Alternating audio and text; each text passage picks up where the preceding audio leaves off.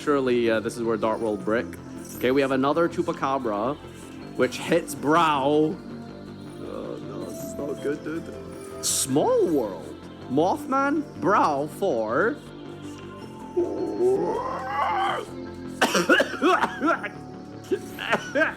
Who the fuck is that? Is that Dangerous? Sorry, we paid 5,000 life points to summon Dangerous. This is just a hero player masquerading. Cyberslide is a one-card Isolde? For one, by the way. We're gonna go Renaud, and we're targeting the telekinetic charging device, which is going to be used on Cyberstein, who is now a psychic monster because of Reaper Docus. So now we can summon from the extra deck for free without the 5,000 life point code. Here's Ronaldo. Two. Okay. All right. Okay. Two. We got a House. Is this a Dragon Maid deck? And there's an Apollo USA. Apollo USA. There's an Exterio. There's more. And there's a Mirror Jade. It's just funny to see what's in the box with like Cyberstein, you know? Just like, what dumb stuff, what shenanigans do we have back there? DP! Look how big these monsters are. We're overlaying DP? Oh my god.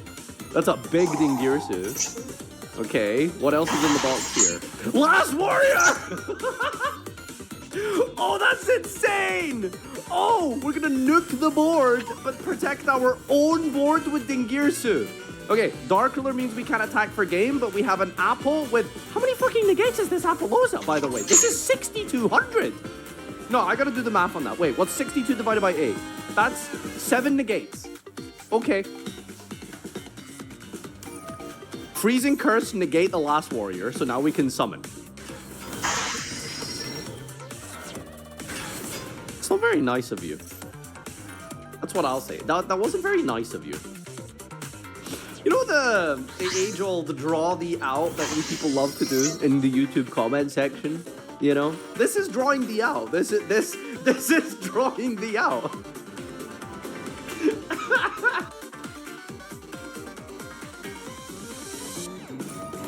What am I looking at here? Spooky Dogwood versus Dart World. Well, at least you know you're not dying. So that's a positive. Archives, Gates. Jackalope, Pitch Brow, classic. Banish the Brow, discard Rainbow. Why are we playing that card? What is that for? Why is that card in our deck? Why is that card in our deck? Okay, anyway, special Lucian, special Rainbow. Just look at the life points, by the way. Every special summon is attack points translated into life points for your opponent, okay? There's Saryuja, that's always fun. Bro Drew. Why is there two of them? Sorry, there's more than one? There's more than one? Okay. Alright, we're already fiend locking ourselves. I don't know why. Pitch Snow. Summon Grapha. Snow adds Genta. Genta pitches itself to add another gate. New gate here, not once per turn. Gonna banish a fiend, banish the gentleman, discard Snow, Bro Drew. Snow triggers to get a search, and gentleman triggers to revive itself. Fiend locked, remember, from Muck Cracker, by the way. We're gonna add a gentleman here. Bounce that for the rainbow. 2 level 8s if we need. Dart World dealing is Bro Drew. Discard another Genta. Genta for the another 3rd gate here. Alright, and we've got a set accession, which we can use to fuse from the field and graveyard here. That's just going to be making a just vanilla boss monster Grapha, linking it into Nightmare Phoenix, and passing. Okay. Just let cook. Okay, alright, here we go. Oh, that's a lot of life points. Oh, that's a lot of life points. Oh, that is a lot of life points. That's a lot of life points. Activate the Winged Dragon of Ra until you have 100 life points. That is a 42,900 damage Winged Dragon of Ra. Bye-bye damage!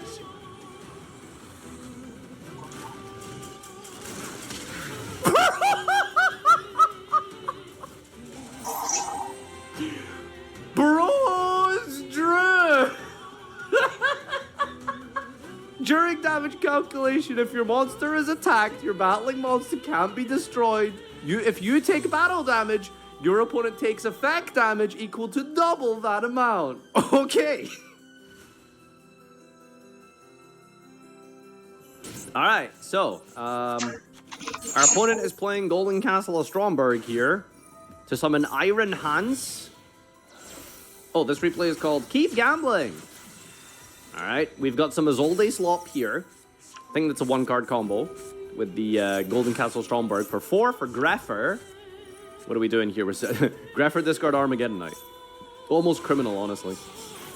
Bounce field spell. We're going to go Dugara's. Dugara's going to bring back the Armageddon Knight. You guys have seen this. It's Table 500 Classic, Isolde for Arma.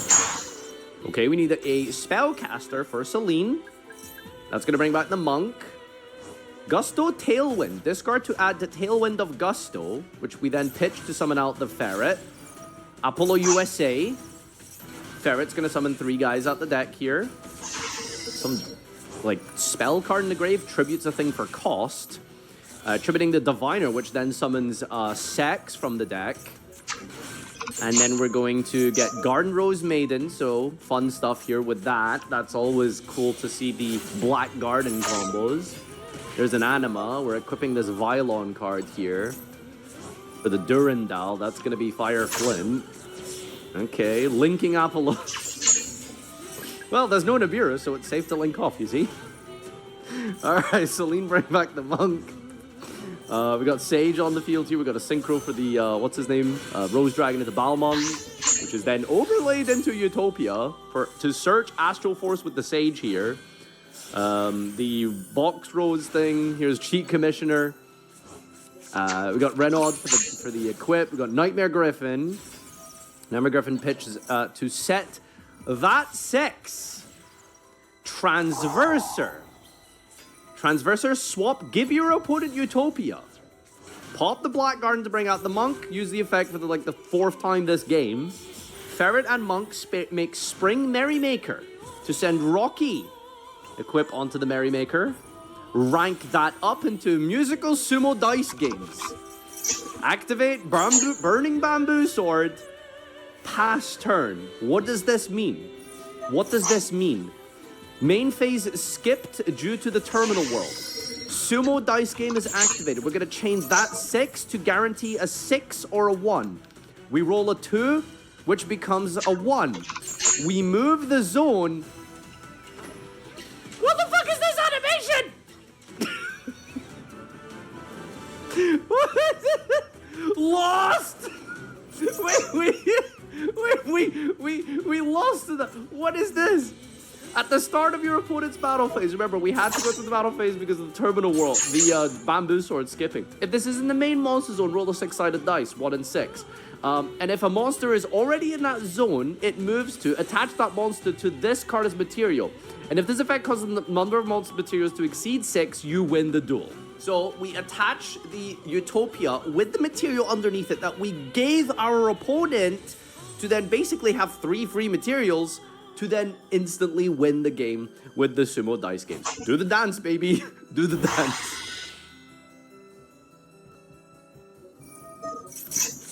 And it looks like we're playing Branded versus Symphonics with Dangers.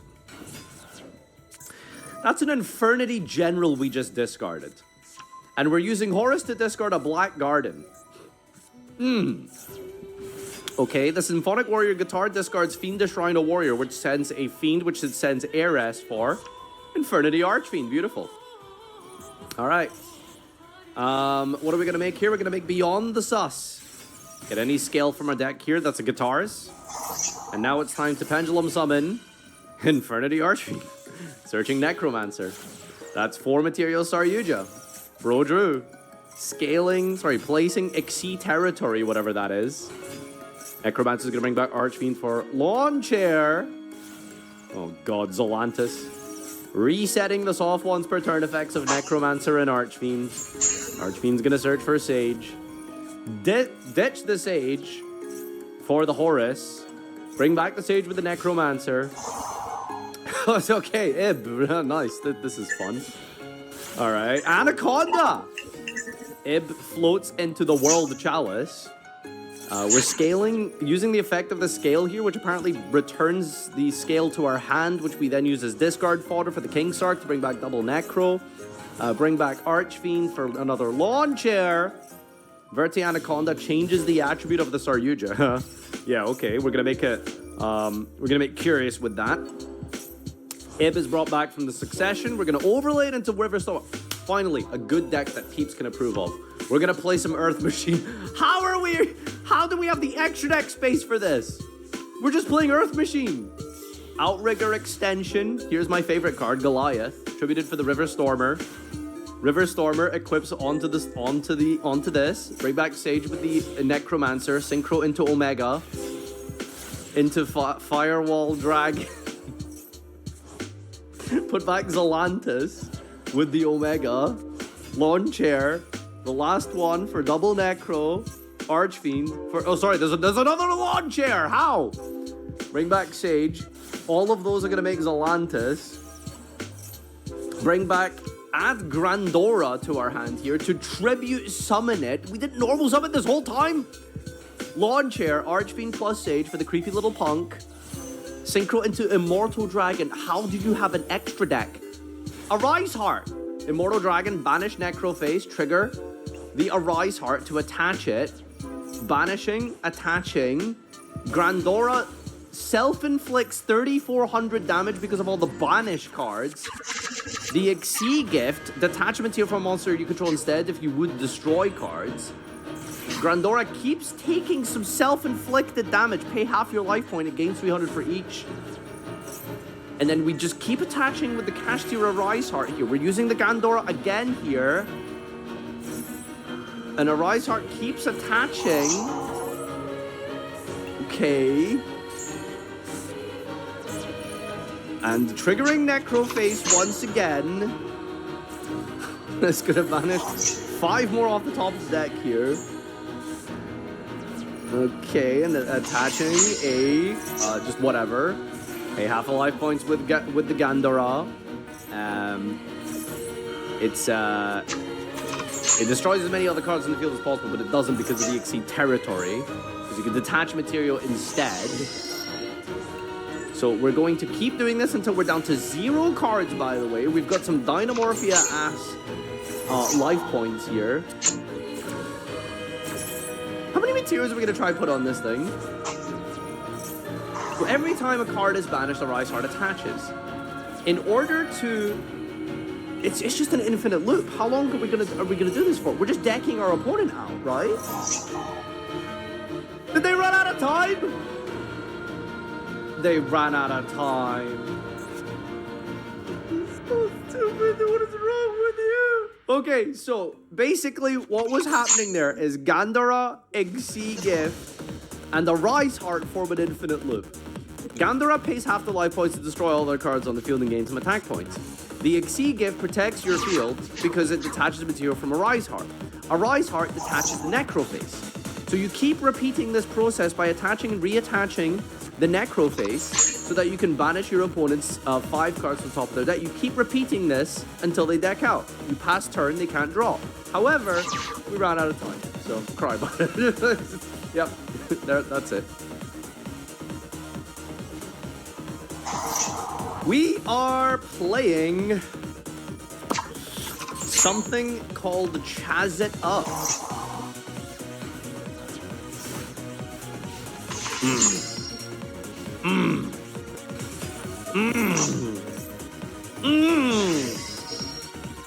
Spider's Lair. What rank are we in? Gold 4. Ojama It's a good hand too. Match and Magic. Okay. Alright. We are definitely chazzing it up here. Normal summon blue. Blue attacks into the Insect Knight. That's going to search for the second match. And an assimilation. The Ojamas, they're not assimilating into our culture. They're bringing bad things with them. Alright, here's an Armed Dragon. We got Ojama Blue back onto the field again from the other effect of the assimilation. Oja Match, I think you can normal again, right? Magic triggers because we discarded. We get to add all of the OG names here. And we're going to add another Oja Match and another assimilation from the blue. Match still in the battle phase. Pitch the black, adding yellow. And a Arm Dragon number 3. And then normal summon the 3. Main phase 2, we're going to send. We're going to special summon Arm Dragon level 5. Arm Dragon level 5. Discard ranks up into Arm Dragon level 7. Set 1 into Assimilation here. XC Armor Dragon Cannon. Banishing triple blue here to summon X, Y, and Z. Contact Fuse into the XC Dragon Cannon. Assimilating. Banishing black and yellow for V and W.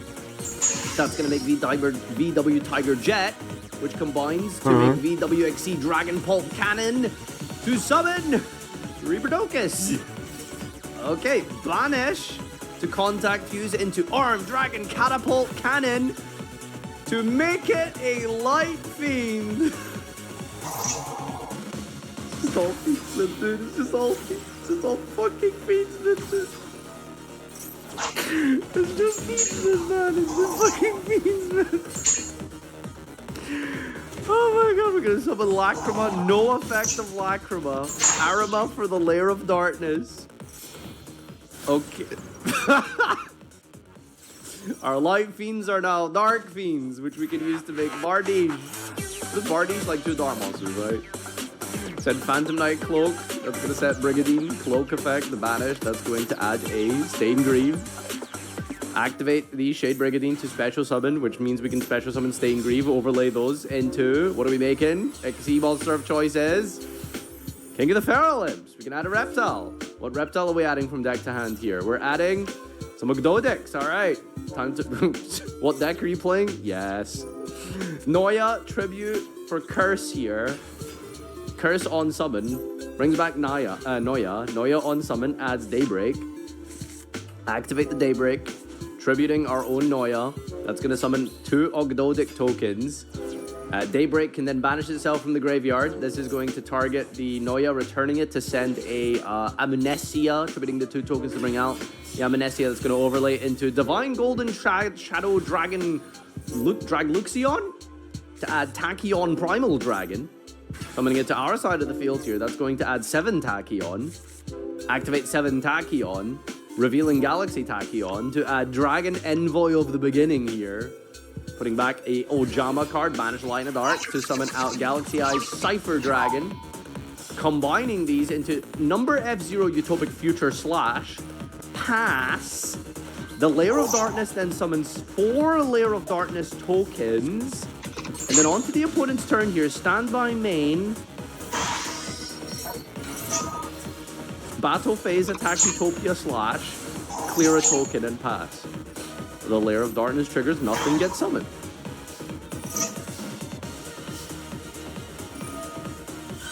Amnesia tributes the opponent's monster and one of our tokens to bring itself back. Curse tributes a token to summon itself back.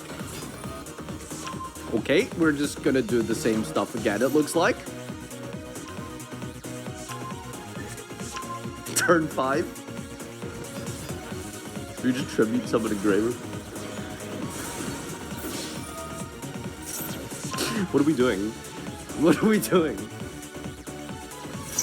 We're not doing anything. Like, nothing's happening. Like, nothing is happening. Every time your opponent takes 1,000 damage, they draw a card. What am I watching? Who's playing insects?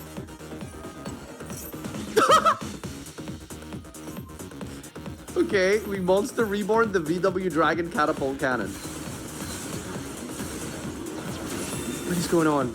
We can't beat a Utopia / Oh my god, because everyone's hand is revealed, I can't activate Archfiend. That's so dumb. We just need to do 100 damage, bro.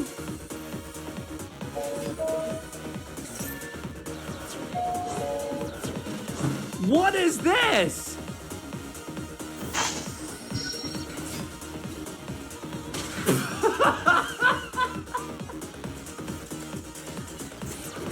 The opponent Monster Reborn, our Armed Dragon Pulp Cannon, which during your opponent's turn, quick effect, banish a card from your deck collection, banish all cards your opponent controls and their graveyard.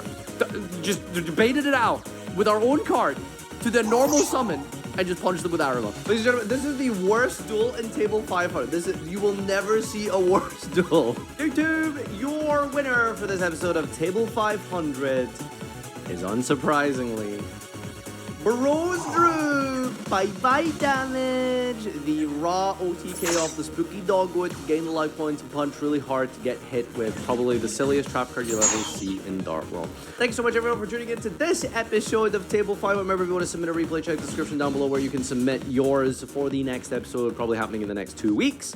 Thank you so much everyone for tuning in. Until next time, adios.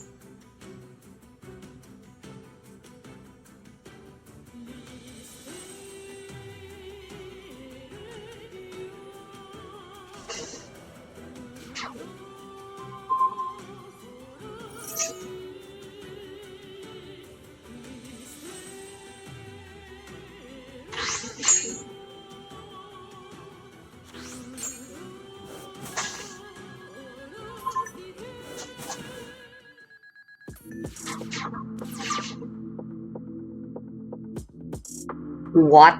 That's what Destiny Draw means? Damn. So if you're behind, you get to search instead of draw. What the hell? That's awesome.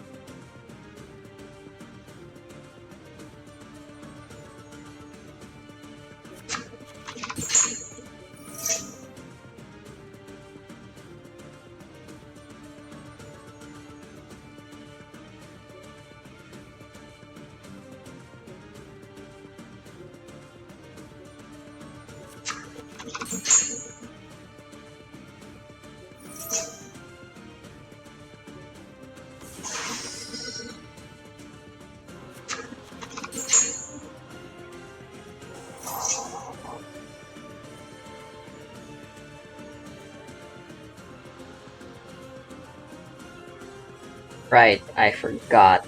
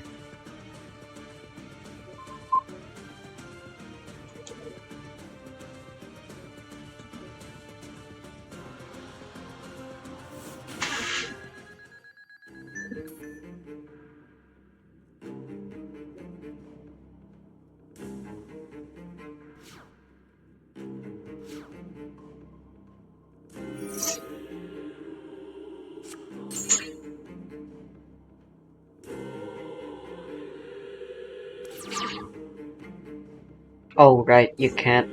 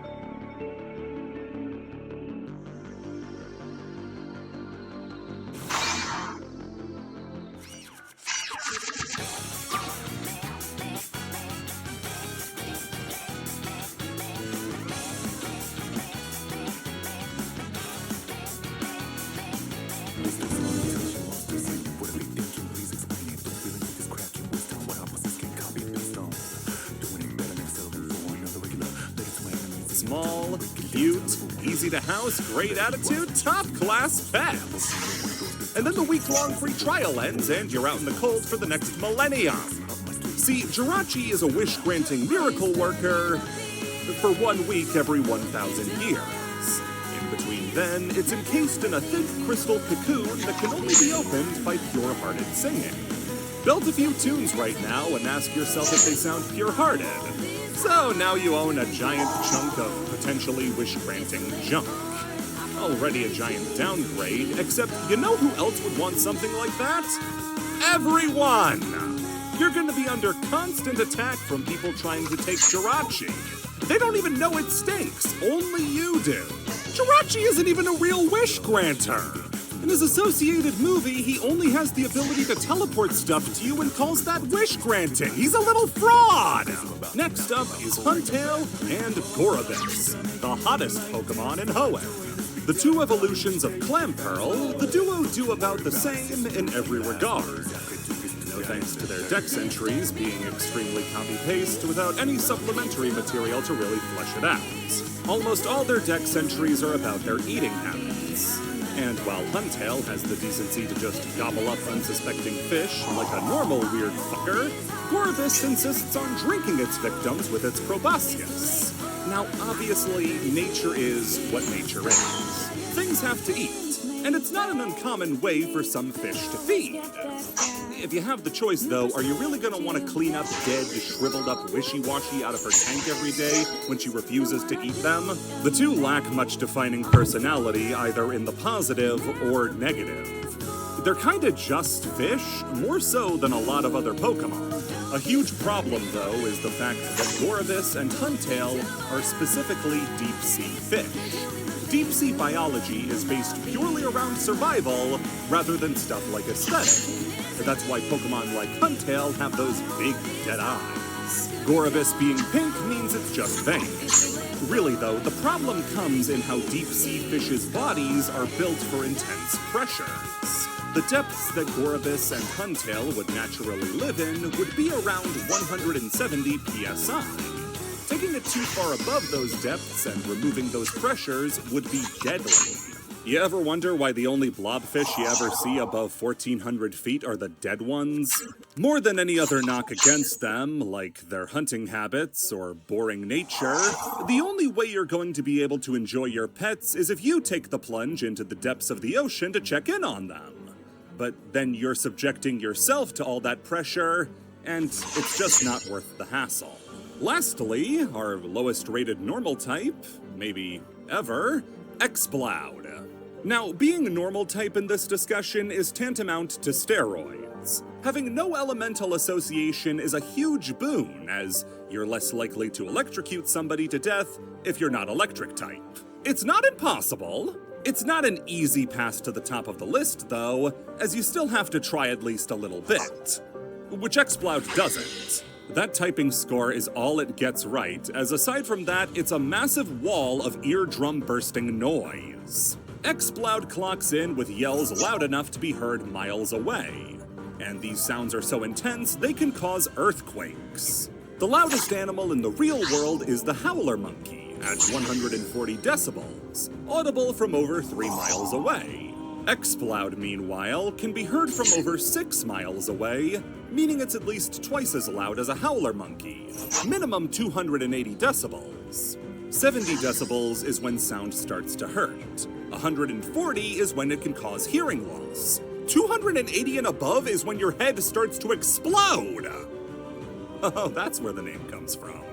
On to 8, and we get to knock out 2 of these guys in one fell swoop. The Reggies Rock and Steel.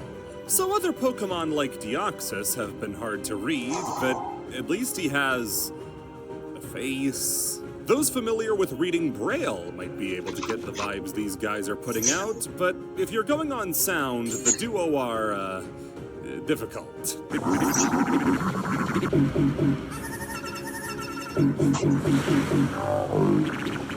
The Reggies act a lot less like animals and more like machines, fitting in with the theming of being made by Regigigas, but still making them really bad pets. How are they supposed to get anything across if all they do is amble around and make computer noises? When they put their mind to something, it's usually just to smash it, so I don't know. The duo is on the lower end of the legendary scale in Hoenn. Wait. No, actually, there's only like a few left, so, no, they're actually on the high end. From one duo to the next are the fossil Pokemon. And because they've skipped in Johto, you might forget the fact that fossils are going to be hit a bit harder due to the fact that they are from a much more primitive age. Pokemon like Kabutops and Aerodactyl come from an era long before training was a thing. So they don't have that ingrained pet quality that a lot of other Pokemon do that makes raising them easy. Credilli is up first, and for the extra effort it takes to revive these things, you'd think you'd have put the effort towards getting something that wasn't horrible. An ancient plant resurrected and merged with stone, Credilli satisfies nobody. It's not mobile, and lives on beach sides, so it can catch anything that washes in with the tide. It's a hunter, which means you gotta find places for it to hunt in, and if it runs out of food in a given spot, you have to lug an over 100-pound plant to a new spot so it can find more food. Then you just gotta stand by, as its extendo penises use acid to melt whatever it catches into goop that Credilli, and this is the scientific term, schlorps up. Now, you're not at a loss for beaches in Hoenn of all places, but still, this is not going to be an easy pet to care for. Why did you resurrect it if you don't have a plan? The second fossil isn't far behind, as it's time for Armaldo. Now, it is a 5-foot-tall bug. Some people are naturally going to be upset by this, but those people won't need them when you got Armaldo. Armaldo has that predator instinct that most of the fossil Pokemon have. This thing lived long before kindness was invented, so you're gonna be seeing some stuff you'd rather not see when it goes out to hunt. Now, he is a water hunter, which means he's a lot less likely to slaughter somebody by accident, but given how strong and ornery he can be, it's a lot more likely to be on purpose. Maybe bringing back the first creature to ever walk on land wasn't a good idea? I don't know. Lastly is Aggron, Mr. Signature Pokemon himself. Metagross will pay for his crimes because this thing is begging to be Steven's ace Pokemon. But because Hoenn gets 2 pseudos, like a greedy little piggy, Aggron gets nobody who wants to call him their own. It's not like he doesn't have good qualities. Aggron is an incredibly important part of his ecosystem, tilling soil and getting more nutrient-rich dirt to the surface, especially useful after forest fires to re-establish the local flora. To help even further, it will bring in trees from the surrounding area to help re-establish the environment that just got destroyed. If it was just based on personality, Aggron would be one of the best. Except he's also really strong and covered in sharp metal and eats metal as food and weighs over 700 pounds and is 7 feet tall. Oh, that must be what it is! 9 is our last stop before we start considering any of these guys as actual pets, but the barrier for entry is pretty steep. Like how we're starting with the most famous water ground type in Hoenn. He's blue, he lives in swamps, he's in Mr. Who's Den in Pokemon Tarose. That's right! It's Wishcash. Don't hold your applause! The man for whom the Wishcash Memorial Most Overshadowed Pokemon Award is named for, which Araquanid is currently polishing above his mantle, Wishcash is a Pokemon most people gloss over, but hey, it's not without reason. Catfish are scary as hell. They'll eat anything. They grow much bigger than you think they can. They're just as electric eels. What the hell is wrong with these guys? Wishcash shares a lot of these problems, like its territorial nature, where any uninvited guests get hit with a cannonball made of mud to get them to hit the bricks.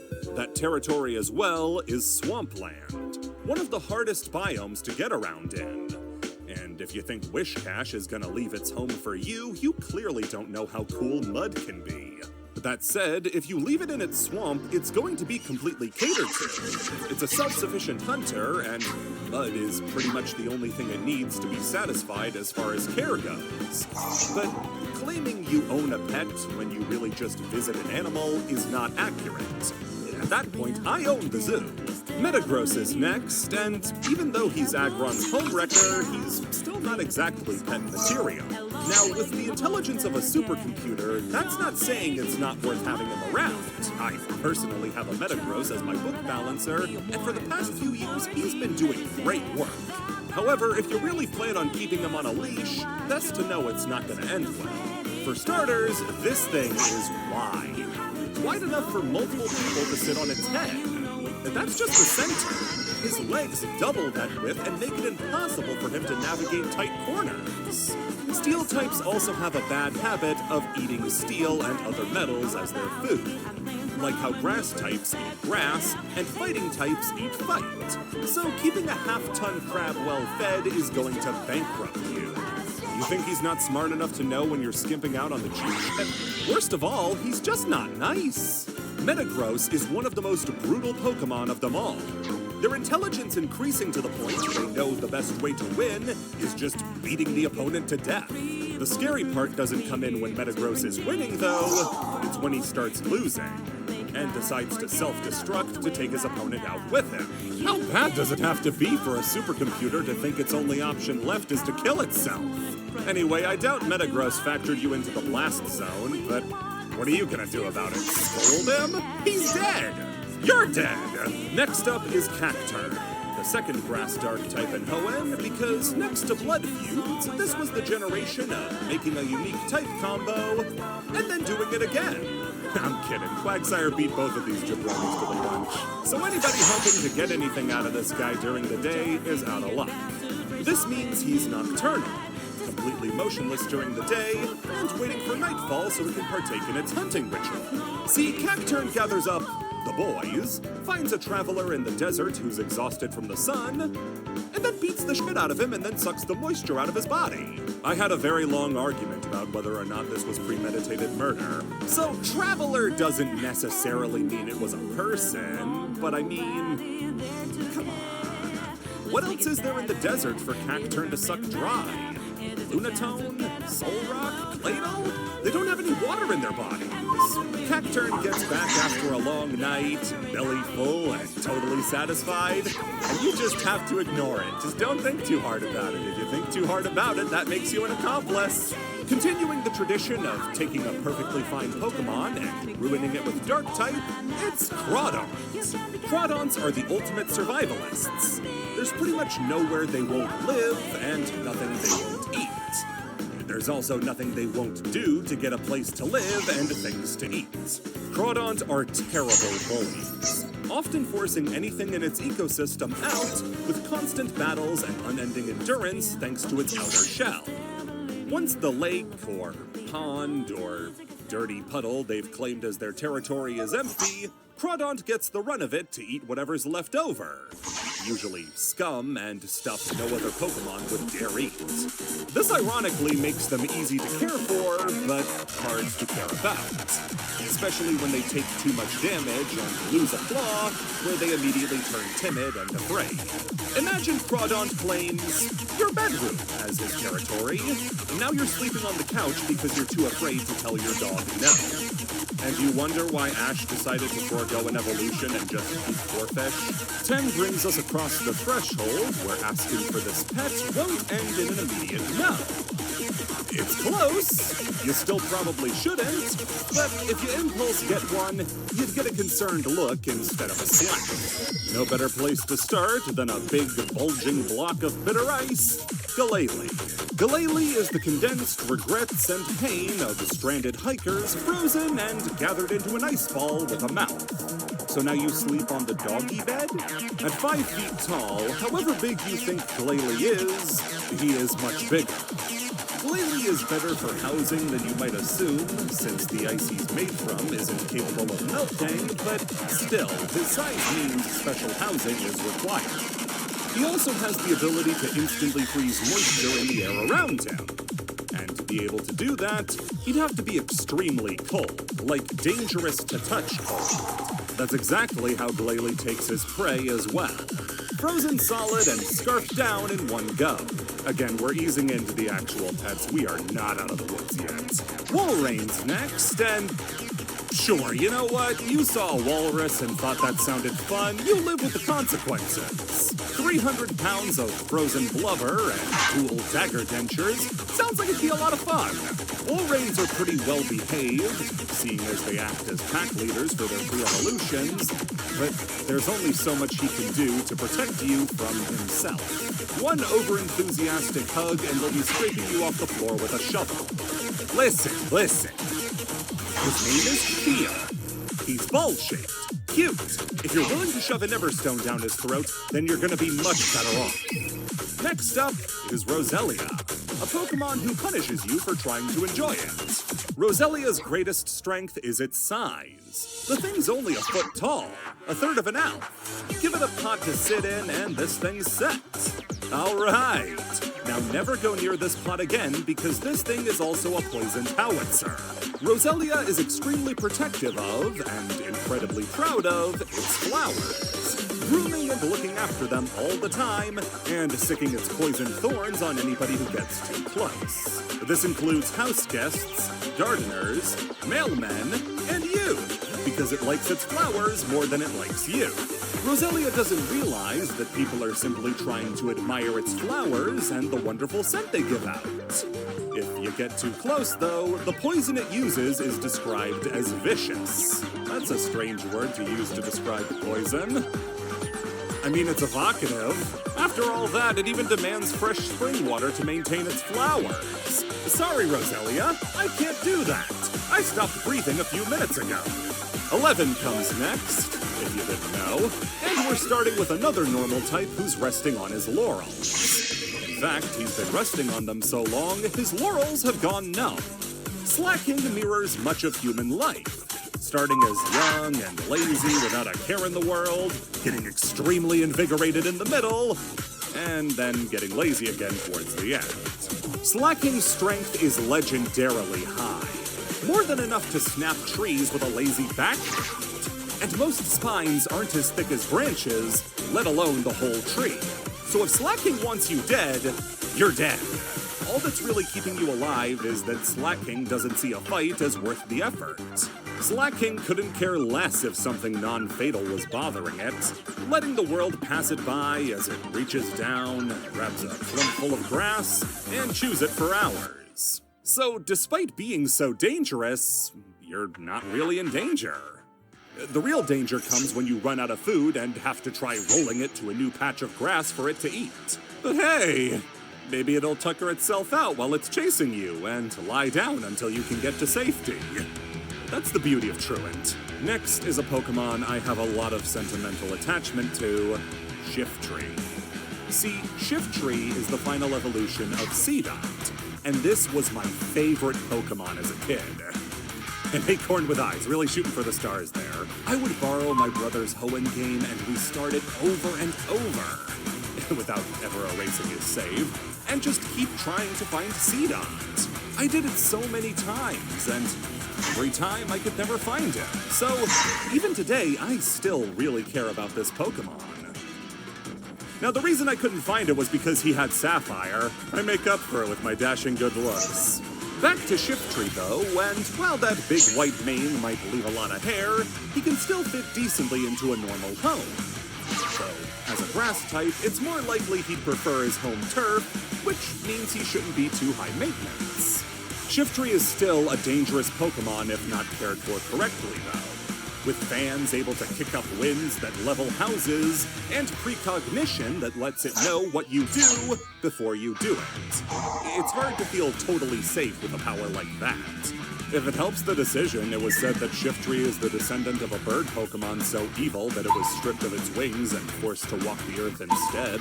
Shiftry is on the more reasonable end of the dark types in this region, and might not be too bad so long as you live a more traditional life focused on traditions. Somewhere in Kitakama is perfect for raising a Shiftry. 12 is next, and who better to lead the pack than Mr. Never Getting a Mega Evolution, just get over it, guys, Flygon! Flygon is another desert dweller, and like Cacturn, its most important goal in life is just finding where its next meal is going to be. See, he had it easy as Trapinch. Dig a hole, open mouth, try to swallow whatever falls in. Now he's got to work a lot harder, but he never really changed his tactics. See, instead of trapping his opponent in a hole, he decided to become the trap, as his wing beats gather sand and create sandstorms every time he flies. While this will mask his flights and make him popular with Excadrills, it's going to be a nightmare if every time he does his namesake, fly, you're gonna get cut up in a sandstorm. That said, he isn't poorly behaved or anything, and in fact is the first case of a Pokemon in Hoenn making a friend. Flygon has a symbiotic relationship with Crocodile, where Flygon will kick up a storm to cloak Crocodile so he can go in for an ambush. Once the prey is dead, the pair share their haul and move on to sandier pastures. Now, any Pokemon that can make a friend automatically gets higher, but I will say it doesn't reflect well on him when Flygon's first contact in his phone is a crook. Next is Illumise and Volbeat, who cares? Next is Mawile. Okay, so I know we all want to talk about the fact Mawile's footprint changed between generations, but I also want to talk about the giant mouth on the back of its head. This is Mawile's defining feature, and you'll excuse me if I focus on them for a bit. With a bite force strong enough to snap iron, and a size bigger than Mawile's main body, the question of how dangerous these are should be at the front of your mind. It's not unpredictable, it's not like a separate being, it's totally under Mawile's control, and Mawile doesn't seem like the type to use it maliciously. It'll use its disarming appearance to lure in prey to snatch it up, but chances are Mawile will recognize you're too big and not even try. Now a child? No, fairy type. In fact, that back mouth is a lot more garbage disposal than anything. Able to eat anything Mawile doesn't like without any taste buds to really care. Mawile might be tough if you keep any other pets, but it won't be as hard to break in as others. Next is Ninjask, Dr. Speed. I had hoped that after shedding his evils and making Shedinja that he would have been able to get higher, but hey, 12 ain't bad. I can think of at least 11 worse numbers. Ninjask is entirely speed-focused. No need to worry about defenses if you're never getting hit in the first place. Despite being a ninja, he clearly doesn't care much about stealth, as he's a cicada, a bug famous for being extremely loud and obnoxious. A tradition Ninjask has no intention of breaking. Also, in the real world, cicadas make that noise because they're looking for a mate. Ninjask is the horniest Pokemon in Hoenn.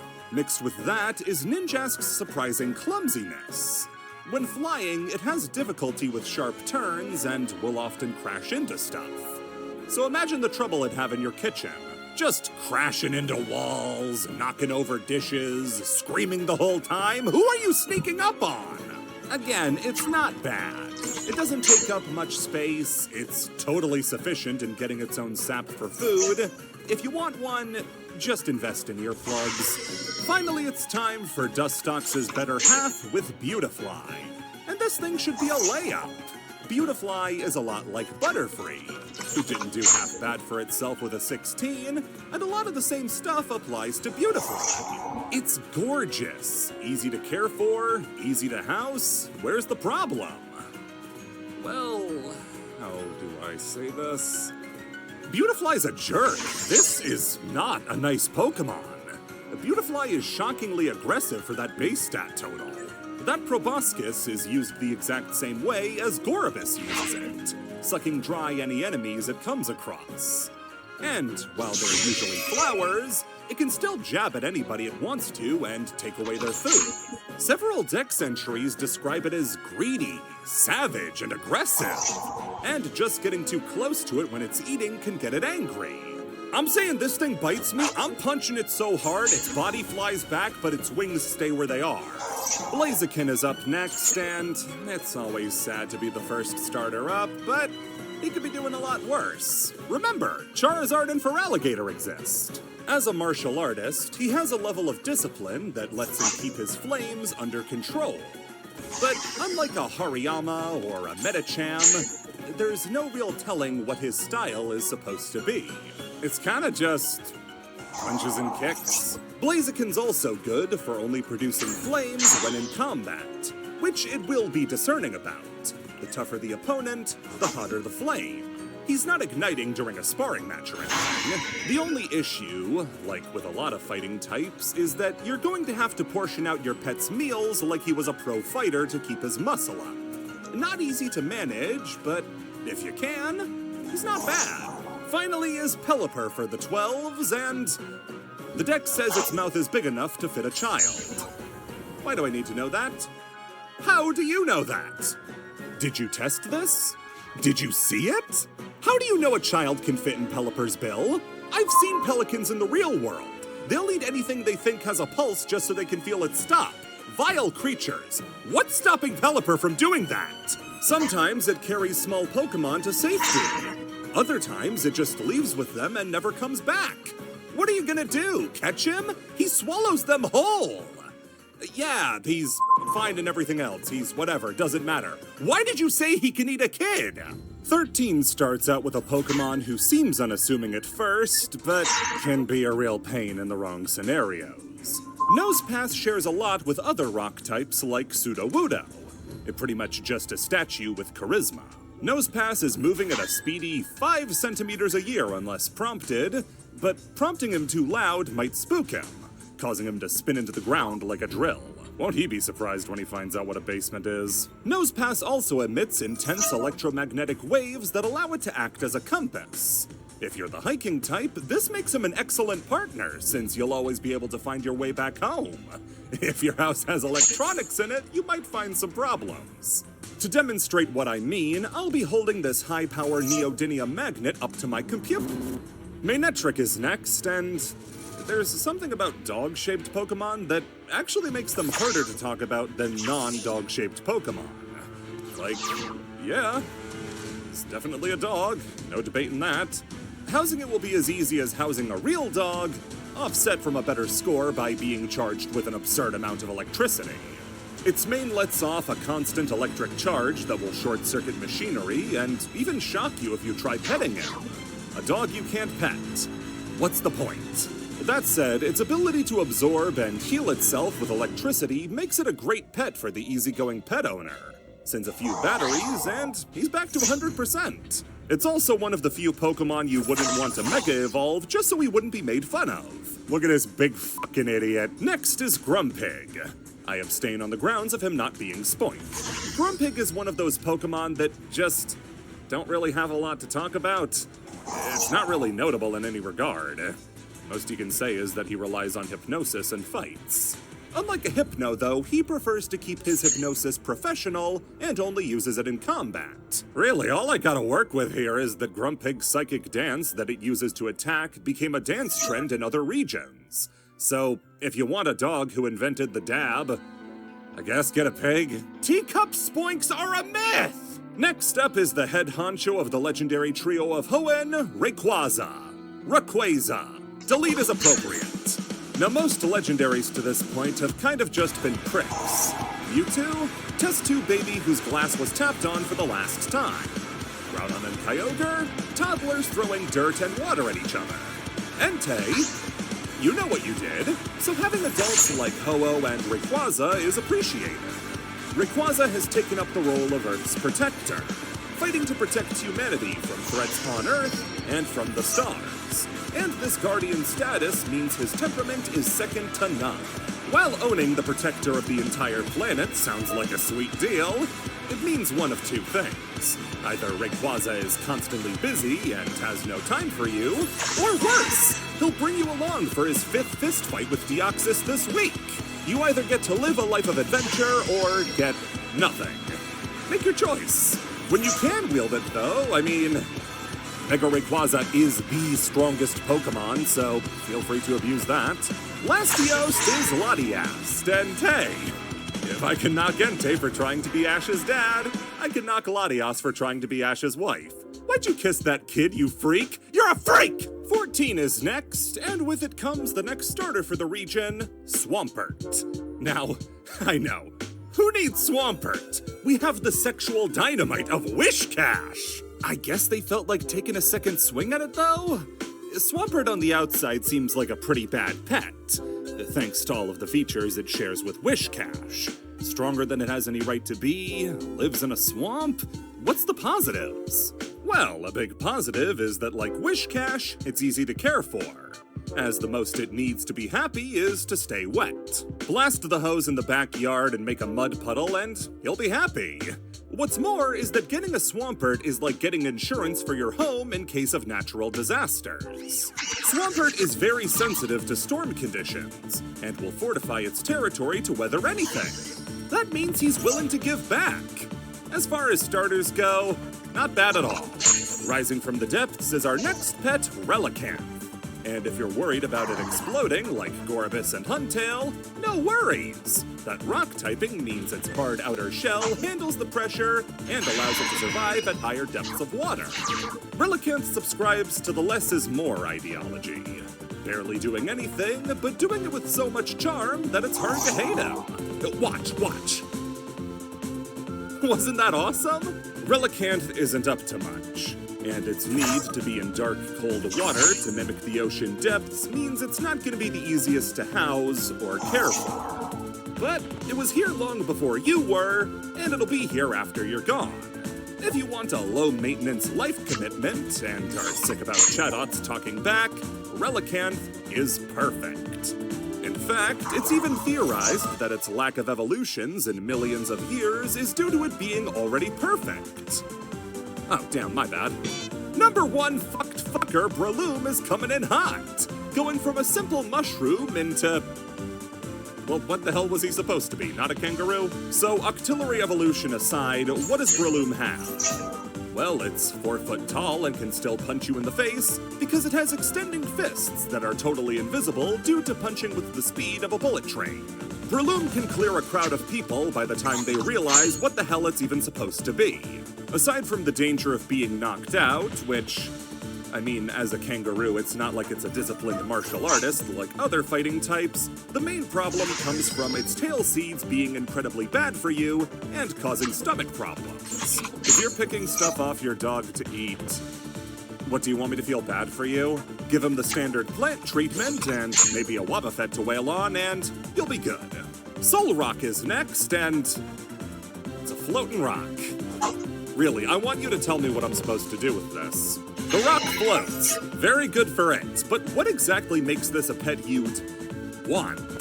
The only reason it and the Lunatone are separated is because Soul Rock is covered in long spikes that might knock stuff off tables that it passes. You want to see a more interesting version of this? Bam! Clado. He's a floating rock, but he's at least weird about it. On to the good pets. 15 ushers in the first wave of acceptable pets that will be great for most owners. And to show that I'm the only one qualified for this job, I'm starting with the real best legendary in Hoenn, Regice. Yeah, there's one above him, but like, he's better. How in the world could one of the Regis be better than the other ones? Significantly better at that. Well, Omega Ruby and Alpha Sapphire are good for one thing, and that's boosting the hell out of Regice's score. See, all of the Regis who existed at the time of the game's release could be collected in it, flat braille and all. But what steps do you need to catch their boss, Regigigas? Well, getting all of the Regis is the obvious first step, but from here it's all about Regice. To open Regigigas' door, you need to not only nickname your Regice, but give him an item that's related to the cold. This can be either the Nevermelt Ice, Icy Stone, or a Castelia Cone. In order to catch Regigigas, you have to give Regice some ice cream and give him a fun nickname. He's a baby compared to the other two, and that makes me like him a hell of a lot more as a pet. You think that's it? Regice's field trip is only getting started. In Galar, to collect him in the Crown Tundra, you need to get him his best friend, Cryagonal. Cryagonal was the first ever Pokemon without a gender, besides Mew, to be able to learn Attract, which has led to a long-standing joke that Cryagonal doesn't know what love is. Well, I can safely say that by Gen 8, that joke is dead, because him and Regice are tight. These two are butt buddies for life. I'm willing to compromise my integrity for Regice. Next is Lunatone, smooth Soul Rock. Next is Tropius, slightly smoother Soul Rock. Damn, I should start grading them all like this. That would be way quicker. Tropius is a surprisingly good pet for being a dinosaur, with its biggest knock being how much space he takes up. gonna make taking care of him inside a lot harder. But as a grass type, he's hardly gonna be spending that much time indoors anyway. His behavior and safety I had to speculate on a little bit, since most of his dex entries are dry as fuck. But a lot of them do touch on how delicious the bananas that grow on his chin are. I'm saying that if it's so well known that his bananas taste great, and people have picked enough to prove it, I'm guessing he's pretty chill with it and willing to let it happen. If he didn't like that you were eating parts of his body, I think he'd let you know. 16 is next, as we get our first normal type in a hot minute with Zangoose. Now, Zangoose, of course, has the baggage of Seviper following him around all the time, but where Seviper has no defense against getting chunks ripped out of him, Zangoose has evolved to actually benefit from Seviper's poison. Poison not only doesn't affect Zangoose, but will actually buff him too, giving him extra strength to put a stop to the fight quicker. When he's off the clock from his job, fucking hating Seviper, he's much more cat-like than he might appear, enjoying napping off poison and trips to the beach. Zangoose will obviously have its moments, but a quick spritz from the spray bottle and he's likely to calm down. Or get more violent, I don't know. Next is Hariyama, and boy was I close to rethinking the type grading with him. By all measures, Hariyama is great. As a sumo wrestler, his discipline is fantastic, as well as his attitude. Hariyama will only fight those willing to fight, respecting the rules of a clean fight, and congratulating his opponent after a good match. His strength is incredible, but measured. He's a kind and respectful friend and teacher to wayward Makuhitas. What's wrong with him? Well, this is where typing matters. Because as a fighting type, he's just not meant to be a pet. He's the size of a person, acts like a person, eats like 10 people, and is as wide as about 3. I wish I could rate him higher, but there's just too much baggage. Latios ends out the group, and since he kept his lips to himself, he's allowed to be discussed. Now, as the yang to Latios's yin, he's not quite as kind and is the more combative of the two. Latios, though, is great at reading a situation thanks to its psychic empathic abilities, allowing it to read the thoughts of people and understand them. Latios is also smart enough to understand and communicate with humans, so there's no guesswork when it comes to how to care for him. But that also does mean that if he's feeling unappreciated or like you're not doing enough, he won't knock stuff over, he'll just curse you out. By the way, only one entry talks about Latios being smart. Meanwhile, every entry of Latios's talks about his intelligence. 17 may be a great grade, but they are not sending their most interesting to start out with. Swallow is a bird. Like, I know it's a normal flying type like Pidgeot or Noctowl or whatever, but this is the most bird-ass bird I've ever seen. He can't turn his head like Noctowl, he doesn't have hair like Pidgeot. Its dex entries could easily just describe a real bird. This sauceless bastard has nothing remarkable about him. You want a bird? Here. A no-frills, gimmickless bird that likes flying and building nests. Get this man his thunder armor, he's naked. Spinda is up next, and if you have a compulsive collecting problem, just go back to catching Pavilions. I'm trying to save your life here. You're not gonna find the one with a penis on its face. Spinda is an adorable klutz, incapable of walking in a straight line as he sways all around, harmlessly bumping into stuff as he bounces from one wall to the next. His normal typing saves him a lot here because a fire-type Spinda would be a walking disaster, and as he is now, he's a totally harmless cutie. Except, well, Spinda's got a very weak stomach from all that dizziness and is prone to getting sick when he gets too excited. Spinda, baby, just throw up in the purse. It's okay, I'll get a new one. We're at a wedding, Spinda. Please sit still. Next up is Milotic, the majestic sea serpent who saw everything that Gyarados brought and decided to do it better. Evolving from the ugly duckling Feebas, Milotic is a Pokemon well worth the effort of getting, as its beautiful appearance is sure to make you the talk of the town. You'll be sure that's positive talk too, since Milotic is a natural anger suppressant, able to quell the angry hearts of people with its mere presence. Milotic would be in the running for the best of the best if it weren't for how high maintenance it is. Would you believe that getting it fresh spring water to live in is the easy part? Other regions play it easy with Milotic, since you just need to trade a Feebas holding a Prism Scale to get one, but Hawaiian Milotics need you to up their beauty to the max before they can evolve. 170 beauty is really high. You're gonna be shoveling Poffins into Feebas until it bursts. It's worth it in the end, but damn is it a lot of hard work. Last up is Linoon. Crappy Furret, as we call it in the Furret community. Now, where Furret couldn't hurt something if it tried, Linoon's sharp claws, rough fur, and meaner attitude make it a less safe choice than the Tube Rat.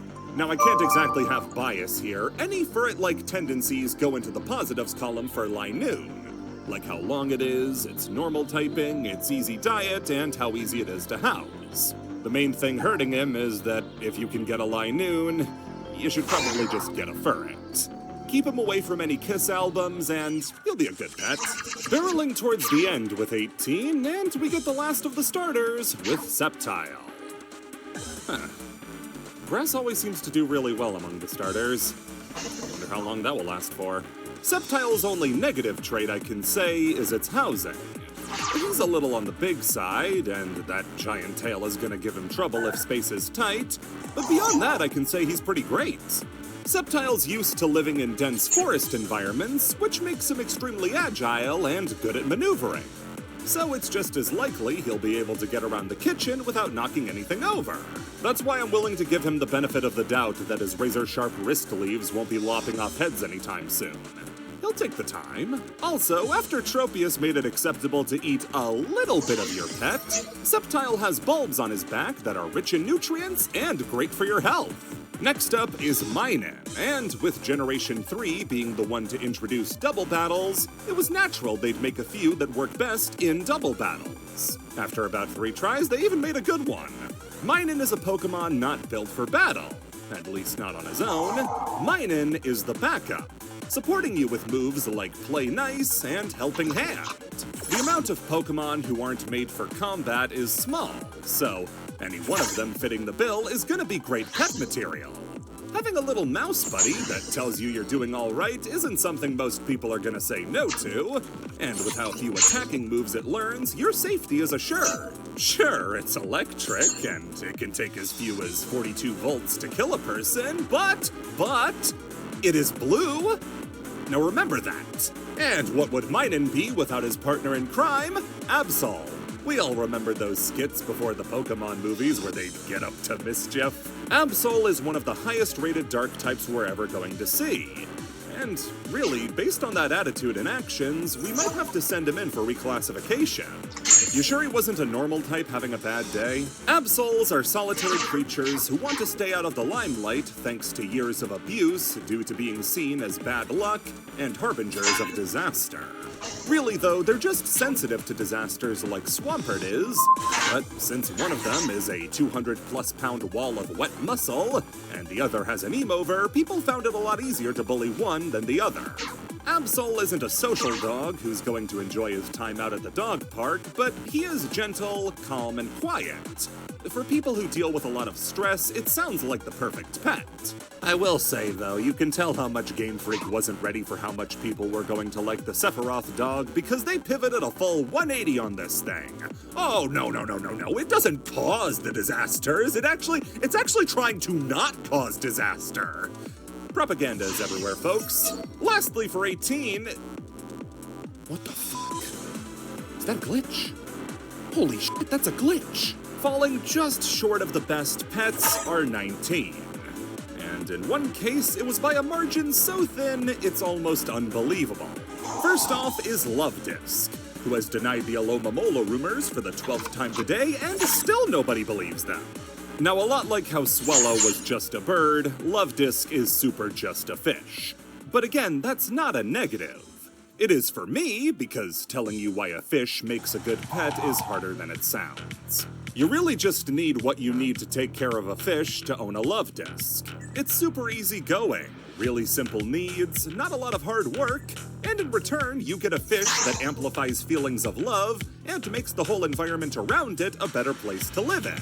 Now, it should be said, if you plan on getting one, you cannot get just one Love Disc. A love disc on its own is one of the saddest creatures in the world, so you need at least two. And maybe a Corsola to keep it company since they love sleeping in its coral. If you go through that though, you're opening yourself up to the problems of having a Corsola, so let's just keep the platonic ideal in our head. The other 19, missing out by half a point, is Altaria. Showing Salamence that it's actually not that hard, Altaria is our second flying dragon type, and easily the best of the two. Even giving Dragonite a run for its money. Altaria is an absolute sweetheart, radiating positivity and kindness with its beautiful singing and great attitude.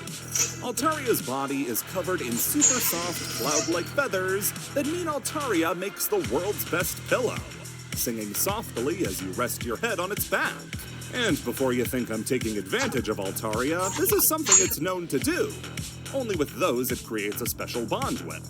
Altaria is undoubtedly the best of all the dragon types we've seen so far, raising the bell curve of the entire typing based purely on its existence.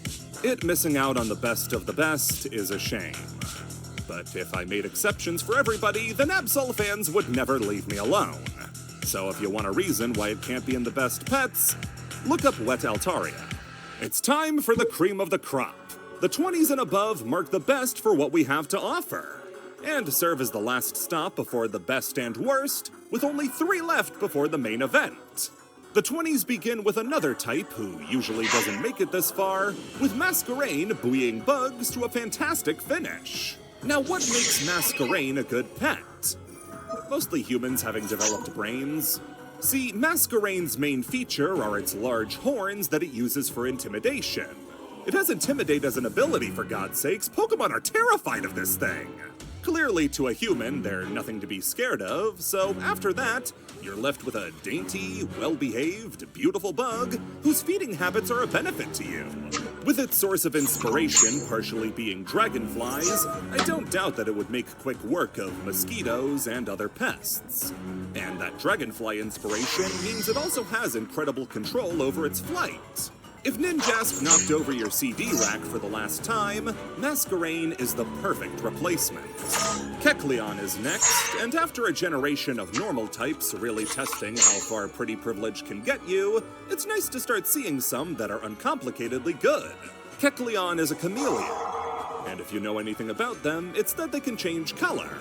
Where normal chameleons use their color changing as a means of communication, Kecleon uses it for the much more believed reason of camouflage. Not only will it use it to avoid fights or get the drop on somebody, Kecleon also uses it to play, as its favorite game is hide and seek. It will get sad and refuse to uncloak if not found quick enough, but that distinctive red stripe on its stomach is a dead giveaway to make sure you can always find him. Pair that with another easy pest diet and endless customizability, and Kecleon fits perfectly in the best of the best. Now, color change in Protean might be a problem, since if he hangs out too much with the neighborhood Dusclops, he might come back and steal your soul, but... Fuck, are you perfect? Finally is Chimecho, who is just an excuse to make Chingling a generation later. Chimecho is a sneaky good pet. You see it, and like everybody else who played Hoenn, don't regard it. Looking into it though, and there's really nothing more you could ask for. The most this thing can do is make noise, and while Exploud shows that's enough to be at the bottom of the barrel, that's not what Chimecho's about. It's able to make much more calm noises that make it one of the few Pokemon to learn Heal Bell naturally. It's much more on the passive side, and is as easy to house as it is to string up a bell. Anywhere you can hang it from is its territory, and it's not uncommon for them to rest on porches or in windowsills for hours at a time, just fluttering in the breeze. The only reason I can't put it higher is because the Gen 2 remakes, X and Scarlet, mention it having a sucker on the top of its head that it uses to stay in place, and I don't like that one bit. Almost as much as I don't like the bottom 5, which we're about to get into along with the best of the best. The 5th worst Poképet is not going to be much of a surprise to people who know what death is. Now, I've caught some flack in the past for how I've treated ghost types unfairly, and that they have some good members. so am I gonna get to see them anytime soon? Between Baynet and Shedinja, it's hard to say they've been trying hard to impress, and Dusclops is among the worst. While some ghosts are simply annoying or jerks, not many are as malevolent as Dusclops. Dusclops has the ability to absorb any living creature into its body, regardless of size, and make it stop existing. That's not me trying to censor killing, I mean there's no way of knowing what happens to the stuff Dusclops absorbs. Are they dead? I sure hope so, because what could the alternative be? If you think it's merely for survival, let me remind you, he's dead! Dusclops doesn't do this for its own good, it just does it because it's pure evil. It has no allegiances. Whatever it can absorb, it will. Friends, enemies, neighbors, mailmen, landlords. So he's not pure evil. Still, if your dog has a high likelihood of sending you to the Hell Dimension, then I don't want to see it. A Pokemon who would die to keep you safe from a fate like this is the 5th best Pokepet. Now, any Pokemon that can double as a roommate is always going to get side eyes, but Gardevoir is indisputably a great pet. It's hyper-intelligent thanks to its psychic powers, has style and grace that leaves people mesmerized, and most of all, is extremely protective of its trainer, fighting to the bitter end to keep them safe. That's cool, but I mean, there's such a thing as too much. So many Gardevoir entries are about how protective it is that it eventually comes off as clingy. Like you can't leave the house without coming back to a furious Gardevoir. And in protecting its trainer, it can cause some major damage, as it can create small black holes to fight. I don't think the size of the black hole really matters much. Get Gardevoir a U body pillow and you're set. After him is a rerun of a previous bottom fiver, and they have done nothing to fix themselves. Camerupt should be better than this. It's got some aspects that make for a good pet, like being easygoing, but when it gets bad, it gets bad. Camerupt is stewing 18,000-degree hot magma inside of its body, and when it gets angered or wants to fight, will erupt and blast it everywhere. Where Magcargo could at least keep it to itself when it was hot, Camerupt can burn down an entire town in one fit of rage. Even if it has the happiest life imaginable, it still has to erupt every 10 years, so you're gonna be in trouble eventually. Worse yet, its natural home is in volcanic craters, which, even in the summer, the average unair-conditioned apartment just can't match. Camerupt would be fine if everything about him was completely different. A good template to work off of is the number 4 best pet. Castform comes in with a great finish for a Pokemon entirely based on a gimmick. Castform will change with the weather between 3 forms: a sunny, rainy, and snowy form. For a region with such a prominent desert and so many Pokemon who live in it, Castform never having a sandstorm form has always been weird to me. Extensive testing has been done, and we're now sure that it's not just it being wet, hot, or cold that triggers its changes. No, it has to be one of those ways outside for Castform to change. If Castform floats under a shower, it'll be fine. If it's hot outside, it won't change, and if you stick it in the freezer, the f***'s wrong with you? More so, it has to be outside and experience those conditions for itself to take change in the first place. If you don't feel like putting up with that gimmick, you can always just keep him inside. Beyond the mechanics of it, though, it means you have a pet who can thrive no matter the weather, feeding off the energy of the weather itself, and even able to harness it into stuff like Weather Ball. The only knock against him, and it can be minor, is that Castform's mood is based on the weather, with him growing more intense based on how intense the weather is. So if you get caught in a snowstorm, not only are you risking hypothermia, but also an angry Castform. Just make sure to keep him indoors when it gets bad outside, and you have a top-tier pet. It'll take a lot more to make number 3 anything more than an absolute nightmare. Ever wanted a little fucker as a pet? Sableye is a one-way ticket to the madhouse, or poorhouse, depending on which breaks first. Your mind, or the bank. Sableye is an annoying little jerk who merges dark and ghost and takes their worst aspects for himself. He can sneak anywhere he wants to, take whatever he wants to, never give it back, and then torment you if you try to take it back. He has a sinister energy surrounding him that turned him into a folk monster, and unlike Absol, he earned every bad word said about him.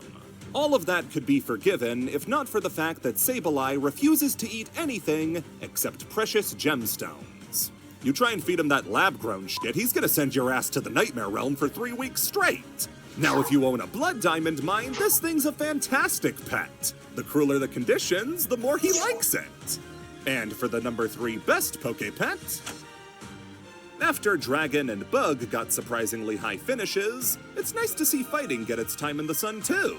Like Hariyama and, unlike Blaziken and Breloom, Medicham practices a martial art, a combination of Chinese Kung Fu and yoga.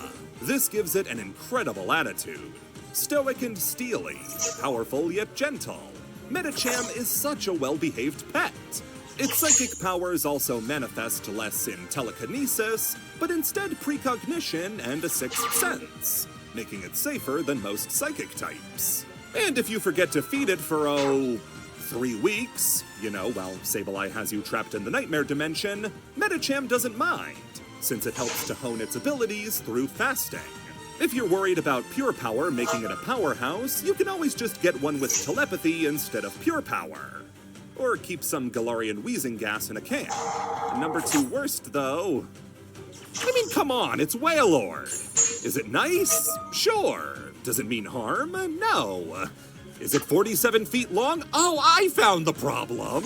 This thing is absurdly huge. The largest Pokemon of them all by a comfortable margin. Even if it's shorter than real blue whales by more than half, it's still going to be impossible to do anything with it. It averages around 14 feet tall and